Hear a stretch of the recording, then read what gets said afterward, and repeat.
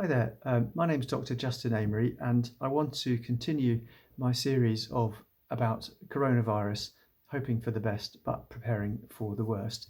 And in this particular episode, we're going to look at the coronavirus and what it actually does to us, what it does to our bodies as we get infected. So this episode is coronavirus, what will it do to my body?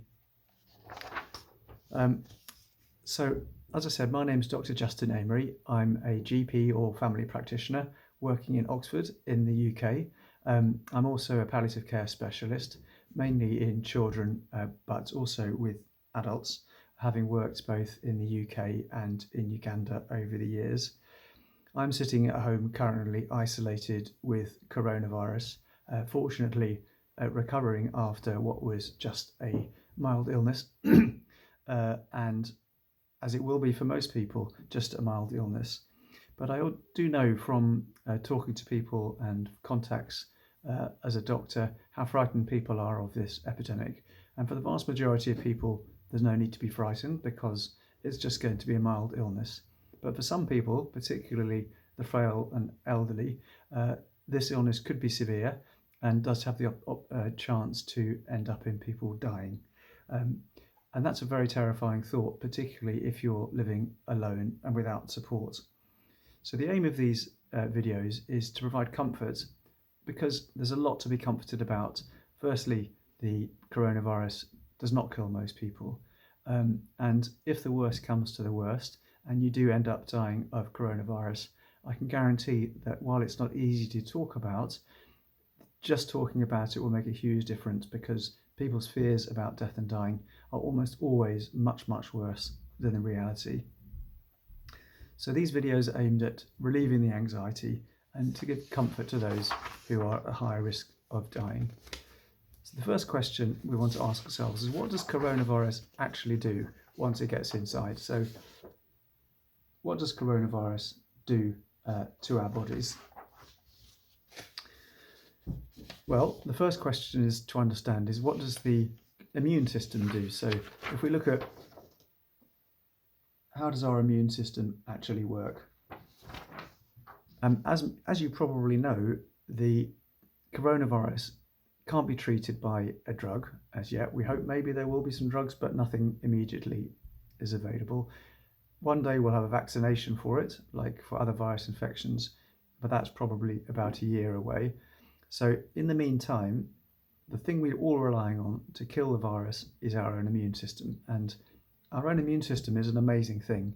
It can recognize all sorts of foreign bugs and it can zap them, usually within a week or two. And for the vast majority of people, that's what will happen. Fortunately for small children and younger children, this seems to be particularly the case with this bug. So the smallest and the most vulnerable in our society do seem to be being spared. But as we get older, just as joints are a bit stiff and your skin gets a bit wrinkly, your immune system also gets a bit more tired, particularly if you're unwell with other conditions, and therefore immune systems tend to be a bit more sluggish to respond as we get older or more frail. And if our immune system can't zap it straight away, the virus gets in through our mouth and our nose and our eyes, comes down our throats into our main airways, where it tends to get stuck, causes, sorry, that wasn't a coincidence, a bit of a dry cough and a bit of hoarseness, often a little bit of fever, not a great amount of mucus. I certainly got a kind of tightness across the chest and got quite breathless doing really quite mild things, but not in an unpleasant, frightening way.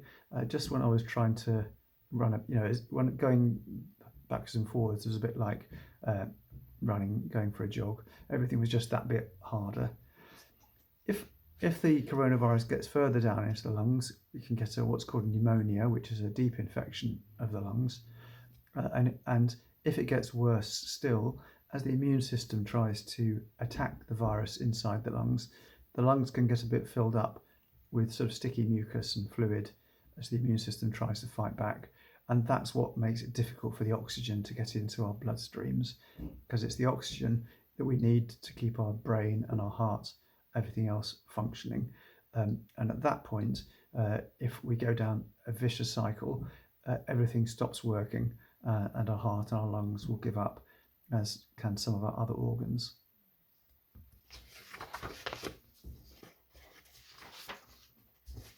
In terms of what the treatments are, fundamentally, the treatment for coronavirus is your immune system. Your immune system, 99% of the time, will kill coronavirus. In higher risk groups, not quite so much, but we'll talk about that in another video. There are some treatments that people experimenting with, like antiviral drugs, but so far these are very experimental and not been too successful. So I think we all have to accept that during this particular epidemic, the best thing we can do is give our immune systems the best chance of fighting the virus off for itself.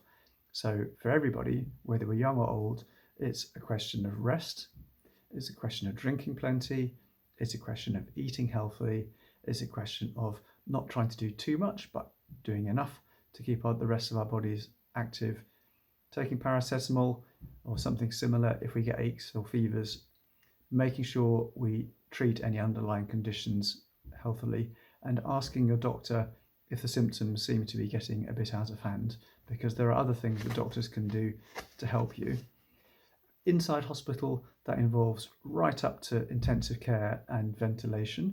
Outside hospital, it might be that if your bug isn't going away, or you're getting worse, or you're getting more breathless, your doctor might be able to give you some other medicines to help the lungs fight the bug a bit more carefully, and also maybe some antibiotics, because although the virus itself doesn't respond to antibiotics, after a week or so you can get a secondary infection, which is bacteria getting into the lungs and causing more trouble.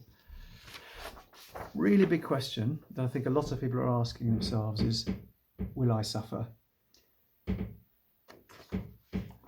If the worst comes to the worst, if you can't fight off the coronavirus, if your lungs get infected and you stop being able to produce enough oxygen, what will happen is that you'll get increasingly drowsy and fall asleep. Not for no reason is pneumonia called the old man's friend, and has been for many hundreds of years. I'm really praying and hoping that you don't die from coronavirus. I'm really praying and hoping I don't, and that none of my family do. But if the worst comes to the worst, and remember we're talking about worst case planning here, if the worst comes to the worst that can happen is you'll get a bit breathless and feel a bit anxious. And both of those symptoms are very, very easy to treat from a palliative point of view. Just with some simple drugs, we can get on top of those. And actually what we're finding is a lot of people with coronavirus don't even get that breathless and don't even get that anxious. They just drift off into sleep and then get deeper and deeper into sleep and unconsciousness. So that's the worst that can happen if you get coronavirus. Just to remind you again, for the vast majority of people, that won't happen. For a small minority of people, that will happen. And you do have choices, which we'll go on to in another video.